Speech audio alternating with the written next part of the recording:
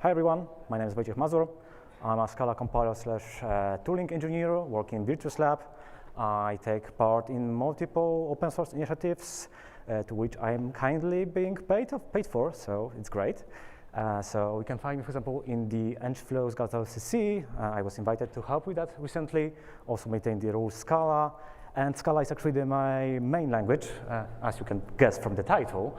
We in the VirtusLab do help develop Scala 3, and I explicitly also do the experimental Scala native, which is like LLVM-based version of Scala runtime that is not depending on the JVM. Come on. I had a slide in here, and it's gone. Anyway, here I wanted to tell you something about VirtusLab. Where we are like development experience-oriented company. We help companies really have services to help people to, for example, migrate to Bazel, to introduce tools, to increase developers' productivity, and any measures that can make your teams, your people more productive and access your goals. So, of course, you can find us on the booth. And somewhere, in my experience in VirtusLab, based on some experience in the Bazel and experience in the Scala compiler, I was once tasked to find out if Gazelle for Scala would be feasible, how hard would it be to achieve. And that's how my history or experience with Gazelle started. The one that exists for the Go is an amazing tool. Like you can just, for example, get any dependency from Go mode and it just works. It just like automatically can Bazelify your some dependencies that are not yet natively supported by Bazel. And that's what we sometimes wanted to do, to have in some bigger projects, to maintain the sources, to make them up-to-date and synchronized. And that's what we wanted to do for the C and C++. So today, I would like to share with you some of my experience that I get from that, and also to give you a quick overview how Gazelle works, in a very quick recap. And later we see which problems might you come up or found when you implement your own Gazelle, something that will be dedicated for your own needs, and something that we already stumbled upon and need to solve. Yeah. So without any further ado, let's begin. So, as you know, Gazelle is a build file generator. It was initially created for Go. It by default supports Go and protobuf, but there are multiple extensions. It's you can easily extend it to either different languages, or maybe if you got some setups with like special configurations that, or some layouts that repeat themselves in the repository, you can automate creating creating a target that will contain them. So all that basically that you need to do is to implement a single interface, which is a language, and it has one very important method called generate rules. And this one should be treated a bit like a pure function that takes some context of your project inside given directory. You get your configuration, you get access to list of available files, directories, maybe outputs from other languages. For example, you can consume outputs from, for example, Gazelle for protobuf, and that way, for example, create a language-specific implementations for these files. And as a result, you need to produce something. This something might be a potential list of rules to generate, which later would be merged with what already exists in your build files. For a single of these, you need to also create a corresponding imports entry that's completely opaque. It's something that is specific to your language, and that's completely under your control. And these two are the most important. Of course, Gazelle can also remove no longer used targets. So if you detect something that is no longer used or valid, you can just remove it. Of course, for very simple rules like generating file groups, that might be enough. But for languages, of course, we have dependencies. When your sources include some external symbols, external files, so you need some way to be able to access this. So in Gazelle, there's like import specs. This is like a short description of language-specific symbol import that can be provided by your rules and can be imported by some other ones. So in the imports function, you basically take the some rule that already exists in some build file or was generated by you and try to figure out what is available inside. So for example, for C and C++, this would be list of headers that are put inside. For other languages, that might be, for example, list of public classes and the symbols that might be reachable inside. And later, at some later phase, Gazelle would invoke the resolve function, in which you need to map from your language-specific imports. These two definitions might be confusing. We have imports function and imports as a value. So imports as a value is something that describes on what you depend on and need to somehow resolve it, right? And then you get some access to some built-in index from which you can actually try to search for these dependencies. Of course, you might also need to configure your program. So for that, there's a configuration which is derived by the subdirectories, and all you need to do is to provide your language-specific configuration in the X map in the below. This might change a bit in the upcoming future. There's the Gazelle 2.0 proposal. If you want, you can take a look what might it look in the next versions. Okay, so C and C++. So when I first heard that there is a need to create a Gazelle for C and C++, it was very strange to me because at first glance it seems to be very simple, right? You just get files. This can be easily found. You get basic query, for example. You can find where given files are defined. It should be really trivial to resolve that. But in practice, not so much. I mean, if your code base follows some good specifications, some good style guides, for example, only use fully qualified paths they include, or only relative ones, relative to the current file, of course, then it still can be easy. But in practice, if you start to use some additional options, compile options, includes, strip include prefixes, which are documented as available only for third parties, but are still working in normal code, you get to very strange problems, and it might no longer be that easy to figure out about which header actually you're requesting for. There might be multiple headers that might, for example, might actually be correct from just the sources. And we are allowed to only take a look into the sources and only into the configuration. So at that point, it's getting a bit more problematic. So it's challenging because, of course, we can't really tell how to always find these rules. They are not very deterministic. And to work around this, we might need to search under different import specs definitions. So the order in which we would traverse can change how these dependencies would be resolved.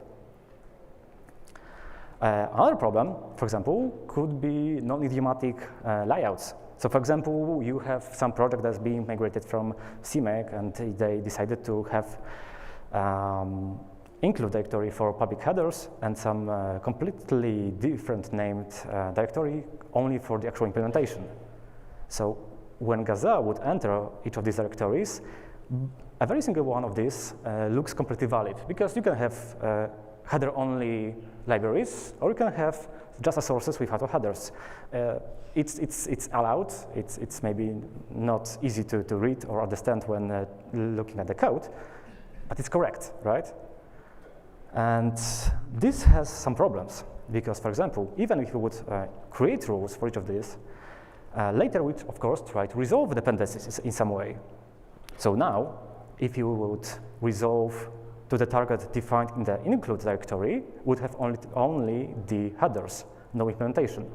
Our code would compile, but it would fail to link. So that's not a real win for us, right? We can use embeds, which can like change how these targets are resolved. That's a dedicated function to change to which targets we resolve are given rules. But this one is hard to predict because we again should focus only on the current context, and here we would need to have something bigger because we don't know the full layout. So what we actually did inside, because by default originally we had two modes for generating rules. We had either the unit mode, in which you were generating a single target per translation unit, so for CC and header per files, or potentially multiple files if there were cyclic dependencies. Directory mode, so single target per directory. But to resolve this kind of issues, so we actually needed to create one additional mode in which we would aggregate multiple sources from multiple directories and combine them into a single directory. And that pattern actually is not only specific to C and C++. It might be actually visible in some different languages. For example, the Gazelle for Scala has a bit similar issue that potentially you could create easily some cyclic dependencies. So they also have some similar solutions for this problem. Okay, even if you would resolve dependencies, there is another issue. Like we have macro preprocessor, we have platform-specific includes. And of course, we cannot just easily scrap all the include files, like when using regex, and resolve every single one of these to some target, because of course it would fail to build, because you have target compatibility restrictions for some of this. So we need to somehow evaluate these if definitions. So at that point, we cannot longer use a simple heuristics and take anything we want. We actually need to create some maybe IST, parse our sources, spend a bit more time to actually understand what's going on under the hood. We need to create some environment, which would, for example, tell us which macro definitions are defined for a given platform. This is doable. It can be built in because there's a plenty of well-known platform-specific macro definitions. But of course, user can define whatever they want, right? And can create their own definitions. So at that point, we can't really evaluate something like that by just taking a look at the sources. We need some additional feedback. What we did, what worked for us actually, was some kind of contract. So if you don't use any platform-specific dependencies, we assume there's no platform-specific libraries. If you define some platforms, we would try to check if given include needs to be guarded and provided only in the select condition. So you as a user, for example, provide us with some basic information.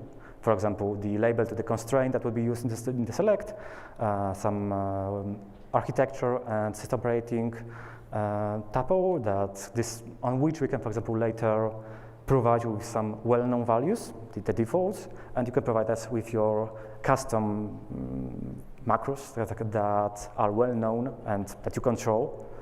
So you can tell us a bit more how to evaluate your directives. Okay, so even if you would resolve our local dependencies, there's another problem, because there is the completely different world of the external dependencies. So, and in C and C++ has one big problem. They don't have one centralized way of handling external dependencies. You can vendor them as sources. You can probably use rules for NCC, and probably you're doing that typically. You can use Conan. They have like also integration for the Bazel. Maybe dependencies are coming from the toolchain. Maybe you have something that is very specific to your compiler or your environment. So we don't really know where given definitions can be defined in. What's even worse, we don't even have any guidelines that given symbol might be coming from external dependencies. In Go, they actually, when there is actually a perfect language for the tooling, they very single import has information from which external dependency given symbol is imported from. So at that point, you can easily go, for example, to the Go mode or some other places and figure out where it can be defined. So it's trivial. But for the headers, there's like no hints at all. So for the external dependencies, we have another contract. Yeah?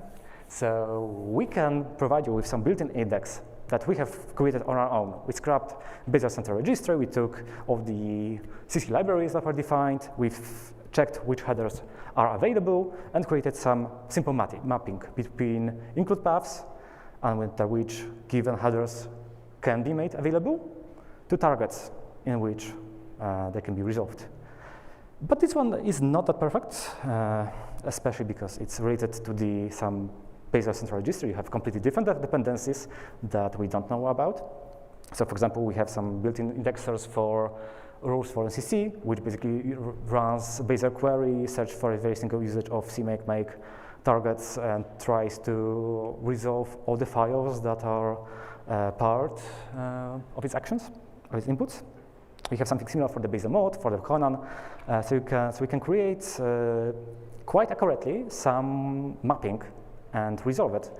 A very similar approach actually is used by Python.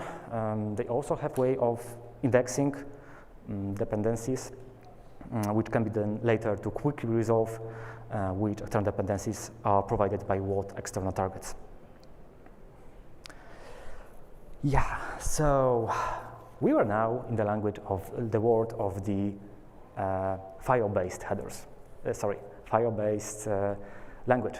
So C and C++ was a very single import was identified by a file, and files are can be easily found using Bazar query. But other languages, basically almost all other languages, are a bit more symbol-oriented. In that case, symbol can be not strictly a class, for example, but maybe a package, which is still a bit symbolic, but it's still like maybe a bit in the middle. So one other example of symbolic languages, of course, is Java. And Java has one very nice feature. It's very strict. So you have a single definition. It needs to be defined at the very top of the file. All the imports also needs to be placed before first definitions. You cannot put them anywhere. There is a strict place for definitions. There is no relative imports, so they are always fully qualified. So the only really unknown things might be these little things hiding under the asterisk, so the wildcards. That's the only unknowns, but in most cases, only based on the package, we can resolve the jar, the target, that defines given dependency. And that's, most cases, it's good enough. And yeah, we have Scala, and most Scala code bases don't look like that. We also follow good conventions, but if you really want, you can make something like that. You can have multiple definitions of packages, or like partial definitions of packages. You can have fully qualified imports or relative imports to something that you have already introduced to your scope. Yeah, it might be hard to read. Yeah, that's true. You have aliases. You have unimport. Some symbols might be unimported because you don't want to use them. And you can put imports anywhere you want. And what is even funnier, something that looks like a package or import from a package, in fact, might not be a package at all. It can be an object, and instead of importing from a static method, you're importing an instant method from one single instance and add it to the scope. In some cases, it's very useful. It gets, for example, it allows you to create some very nice DSLs or APIs, or some ways to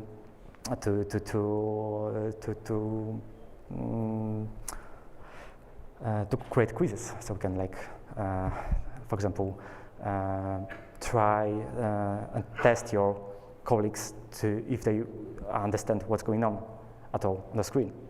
So there is, in fact, some illusion of packages because, or symbols, because anything can be a symbol. What you import actually matters, and where you import might completely change the outcomes. Because, for example, instead of depending on a package, you depend on a local value. And if you would try to, for example, now use a symbol regex to parse all these imports and provide some, for example, some context, it would not be very useful because you would actually need to because every placement for import makes a difference. It adds something to the scope, or it can be based on some other thing that was previously added. So instead, you would need actually to fully analyze your code. So you'd need to use something more powerful. So like a full parser, like, I don't know, maybe tree-sitter, maybe antler, maybe some parser built into language, so that you have even more information and can actually get more control of what's available and can make some decisions based on that. Of course, not everything that looks like a symbol might be reachable. So at that point, you would need to insert some heuristics to not fail eagerly if you cannot find something, because maybe something cannot be really imported as a package because that's a value and you would need the actual information about the type in which that is defined, and that's a completely different domain. Yeah, so that makes it a bit difficult. However, in practice, like I said, most of these code bases are much more sane. We use normal, fully qualified types. We have linters to ensure that developers don't go crazy. But of course, you still need to choose correctness or performance. For example, if you go with packages, you limit your scope. So the different jars, different targets might contain the same packages. It's allowed, but you would have a conflict, right? We wouldn't really know what to choose. If you go with the symbols, so if you would try to index not at the package level, but on the level of every single method, for example, or the class, then you have much more things to index and to resolve. So this, of course, would be more difficult to do. Of course, in most cases, package granularity, from what I've seen, is good enough. So it's like if it's like a 95% of all the problems, then the remaining stuff you can just solve with some additional resolves. So it's good enough. So for that, how do we actually resolve these dependencies? So we can, for instance, use stuff like Maven log file. So it, for example, has a list of all the packages that are defined in the jars that we used, so we can easily check what is available to us and map to exact jars. Of course, but if you want to have a bigger precision, we might do the same stuff that we did for the C and C++. You might need to actually analyze in some way all dependencies. But in that case, we would, for example, try to extract these symbols from bytecode, tasty, which is Scala specific. But of course, all of these operations are costly, so this needs to be needs to be cached, of course. So the times are manageable. Yeah. So tooling friendly versus user friendly. I would say that Scala for me is user friendly, but I like this language. But in general, if we would take a look at all the languages, we have like two accesses. So we have either strict languages that enforce you some layouts, like Java, Go. We have relaxed ones, which basically tell you, okay, do anything you want. You're the master of the ship. You're in the control. I don't care. And in most cases, from my experience, is that being strict actually helps you, even if these rules might be maybe a bit boilerplatey. Might take a bit, maybe you might not like them. They are here to help you. So So in short, the more a language freedom language gives you, the harder it's like for the tooling. So, for example, we or my team needs to sometimes spend more time to actually give you correct feedback or some correct inputs from the sources. But of course, you can help us. Of course, you can make your code stricter. You can lint your code. You can, for example, enforce to use always like a fully qualified types. You can give us hints where things are defined. And of course, you can follow simple style guides, the recommended ones. Especially because it's not only helpful for us, but also for the people that are joining your project, because it would be, it might be more friendly to them. And if you're not yet on the Bazel, but are trying to migrate to Bazel, you might think about maybe make it a bit more Bazel friendly. For example, by disallowing cyclic dependencies, which of course are allowed in multiple languages, but are problematic for the Bazel, basically unallowed for the Bazel. So it would make your migration easier. There's, for example, an compiler plugin that does that for the Scala and enforces that there's like no cyclic dependencies between different packages. Yeah, for here, I'm basically out of time. I'm here for one or more, 2 questions, but you have something more, you can come to our booth and we can talk about Scala, about Bazel, or whatever you want. Thank you.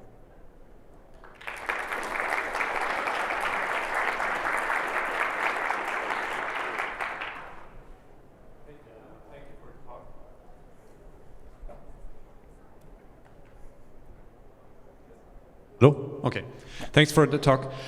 Quick question about the dependencies. How do you, or did you figure out that some C++ libraries, or NVIDIA does this quite often, they dynamically load libraries? So did you run into the issue with Gazelle CC that you have to figure out the dependencies of a library being dynamically loaded?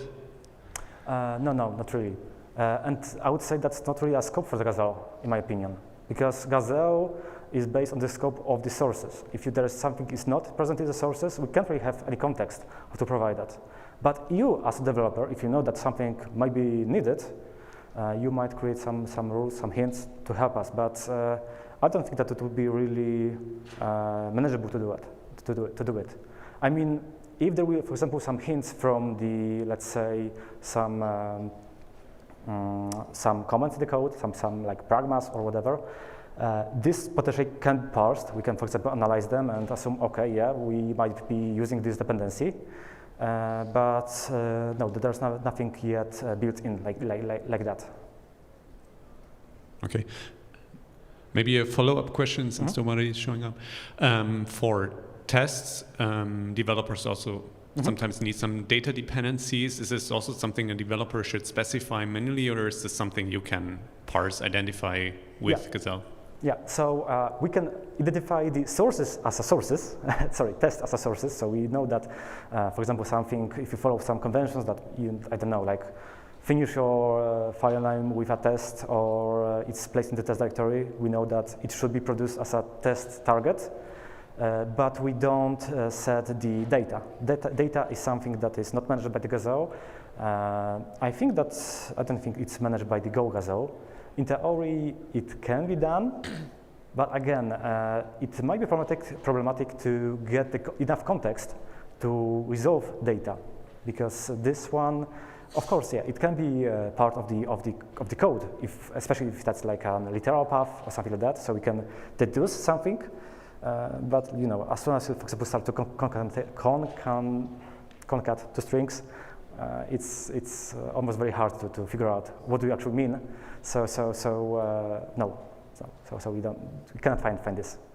Right. Thank you. Yeah. Thank you for the talk. It was very interesting. I have a question about the generated code. So some third-party libraries or even first-party code might generate config.h, just inspecting the environment, you know, maybe something is available, or I don't know, depending on the day, and that needs to be part of the source code that the compiler then includes, and maybe based on that, it will also take different branches. Did you encounter any of this? What's your... Yeah, that's interesting. We have not yet done something like that. But source generators, that's a problem to resolve. To some extent, you can say that it is done because we can, for example, can depend on the proto libraries that are generated, but it's a bit different stuff. But in theory, if you, for example, have a use case that you need to index some generated stuff, you can, for example, make it a part of the Gazelle, maybe create some addition to that. And for example, assuming that some rule will be generated, providing the sources, we can base some additional dependency extension, which would take that outputs and produce some additional rules to be generated. But that's not, of course, part yet of the main Gazelle CC. Yeah. Hi, thanks for the talk. I have a Gazelle extension for Scala, and I have a difficulty with computing the dependencies, as you can imagine. But it seems different. Like, I'm not a Scala developer myself, which handicaps me a little bit. But like, when computing transitive dependencies for a Scala file, it seems that the Scala compiler will only open the jar if it accesses a specific property. It seems either smarter or more evasive than a traditional JVM compiler, that it will selectively, it's very lazy about which dependencies it needs. Yeah. And that makes it harder. And I don't know if you have any suggestions for how to get around that. So for example, Rust Scala by default, for example, have this issue that they follow the Java convention. So the transitive dependencies are not propagated, and that's the main issue, right? They're not like headers, which are basically propagating everywhere. The JVM headers dependencies are basically just direct ones. So the rules Scala is actually resolved in a bit different way, because we have two additional modes of managing the class path, which might not be the perfect ones, because, for example, we take the full transitive closure or the just next level of dependencies, which of course is not that much under the control. However, what you can do actually do, because if you know on what symbol you directly depend on and what need to resolve the remaining stuff, you can create a simple Gazelle extension that would be run as the last one and would take as the input dependencies added for the existing, for example, Java libraries or Scala libraries, and extend this list by its direct dependencies. So in theory, this graph can be extended, and these additional dependencies can be provided. I think that's what you asked for, right? Yeah, maybe I'll talk to you afterwards too. So yeah, we can catch at the booth. Thank you for the talk. My question revolved, you talked about formatting and linting and making Scala source files more strict so that you can make it easier on yourself as a tool author. I'm curious, what are you using for linting, and have you taken any steps to integrate that with Bazel? With linting Scala sources, for example? Mm-hmm. Not directly in the Bazel, but of course we have stuff like ScalaFix and stuff with custom rules. And in practice, in fact, if you want to take it even a step further, creating a compiler, a plugin, is also doable, especially under Scala 3. Because in Scala 3 you have this built-in support for patches. And you can, for example, if code already compiles, but you just want to enforce the correct linting, which of course might be a bit more complicated than just doing some static analysis, you can potentially just create a patch to, for example, some of these imports. You can just rewrite existing tree representing import, create a full dependency, and the compiler will apply it as soon as the compilation passes. That might be one of the solutions. Of course, ScalaFix rules, for example, and some tools, similar tools for the other languages. I'm not that well aware what's available for Java, Python, or whatever else, but basically every single one has some tool that basically allows to set up some lints. So I would go with these ones, especially because ScalaFix, for example, is great for LLMs, for working with LLMs. If you, for example, use the Metals, the latest version of Metals, which has like a built-in MCP server, which allows you to just tell, hey, for example, I want you to create a rule which would enforce this and that behavior, and it's very good at creating these rules. And then you have something that is deterministic. You can easily apply it anywhere you want, and I think that's a great example of usage of the LLMs that can be used right now, and to make your code stricter. Thank you. I have more follow-up questions, but I'll probably talk to you afterwards to not take up the time. Yeah. Hello. I had some interesting things sparked by the discussion. So I have made a tool for our code base that actually finds unreferenced headers, like basically like a file-wide dead code linter, actually using similar techniques to your C++ parsing question, where we actually regex parse out the includes and then figure out which files they map to. So I kind of just wanted to share that as another interesting use case if you know that all of your usage is within the confines of Bazel. Yeah, exactly. So just wanted to share. Kind of a neat application. Okay, right. No further question from my side. So thank you very much for the talk, and give him another warm round of applause. Thank you. Oh, also there's a game night today, hosted by Angeflow, JetBrains, and VirtusLab. So meet us later and let's have fun.